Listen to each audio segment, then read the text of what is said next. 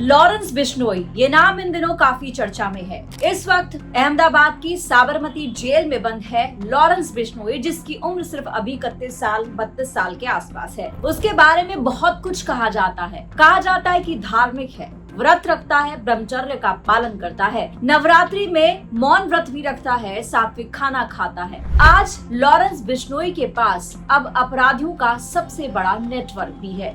लोग उससे डरते हैं, लेकिन लॉरेंस बिश्नोई का एक अलग पास्ट है।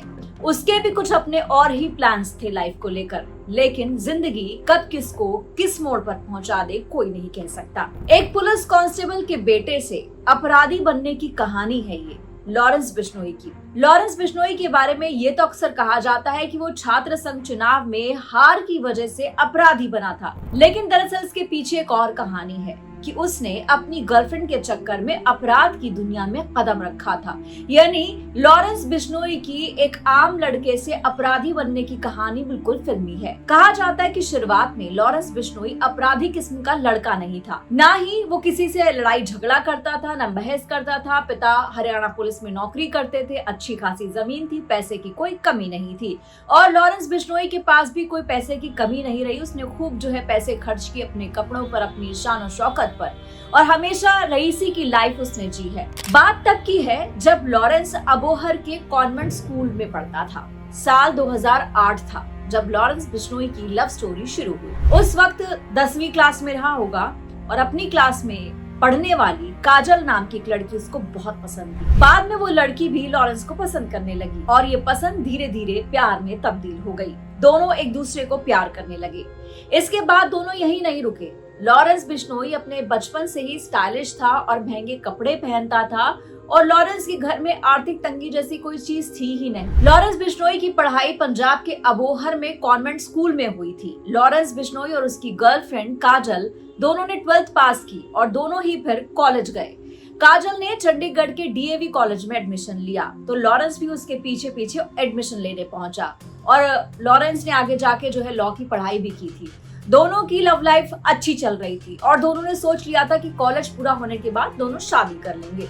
लेकिन इसी बीच एक बदलाव आता है लॉरेंस में और उसका इंटरेस्ट कॉलेज की पॉलिटिक्स में जाग जाता है। जब लॉरेंस स्टूडेंट पॉलिटिक्स में शामिल हुआ तो उस समय गोल्डी बराड़ भी पंजाब यूनिवर्सिटी में पढ़ाई कर रहा था। दोनों में हुई दोस्ती और दोनों ने मिलकर एक साथ राजनीति में एंट्री ली। कुछ दोस्तों के साथ मिलकर student organisation of Punjab university नाम का एक छात्र संगठन बना लिया, जिसका शॉर्ट फॉर्म काफी फेमस हुआ था, SOPU। जब कॉलेज में छात्र संघ चुनाव हुए तो लॉरेंस ने भी अपनी किस्मत आजमाई और मुक्तसर गवर्नमेंट कॉलेज में छात्र संघ का चुनाव लड़ा, लेकिन यहाँ उसकी किस्मत ने साथ नहीं दिया और लॉरेंस बिश्नोई ये छात्र संघ का चुनाव हार गया। विरोधी गुट चुनाव जीता, ये बात लॉरेंस को पसंद नहीं आई। लोग कहते हैं कि गुस्से में पागल हो गया था लॉरेंस बिश्नोई और जीतने वाले कैंडिडेट के हाथ पैर तक तोड़ दिए थे। फिर लॉरेंस ने एक कदम और आगे बढ़ाया। इसी खुन्नस में, इसी हार की वजह से और इसी गुस्से की वजह से उसने एक रिवॉल्वर खरीद ली और इसी के दम पर हार के बावजूद उसने कॉलेज में अपना दबदबा बनाना शुरू कर दिया। किसी को भी डराता, धमकाता, कुछ भी कहता, किसी की भी कनपटी पर गन तान देता। चुनाव के बाद आए दिन लॉरेंस गुट के और विरोधी गुट के झगड़े होने लगे, मारपीट होने लगी, झड़पें होने लगी। 2011 में दोनों गुटों में जमकर फायरिंग हुई। दोनों गुटों में आपस में काफी तनातनी हुई और दोनों ही गुट इस खुन्नस को अंदर पाल रहे थे। यानी कि एक बिश्नोई गैंग था और दूसरा विरोधी गैंग था।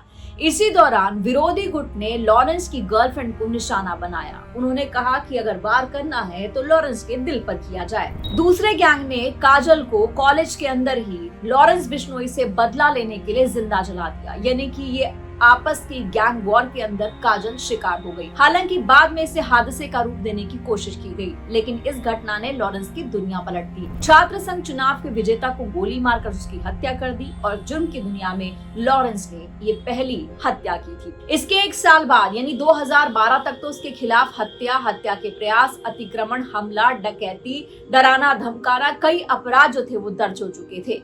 इसके बाद उसने ना खत्म होने वाले अपराध के रास्ते पर अपना कदम बढ़ा लिया था और नतीजा ये है कि आज वो जेल में बैठा है और जेल में बैठकर भी वो क्या कर सकता है ये किसी से छुपा नहीं है। इस वीडियो में इतना ही। नमस्कार।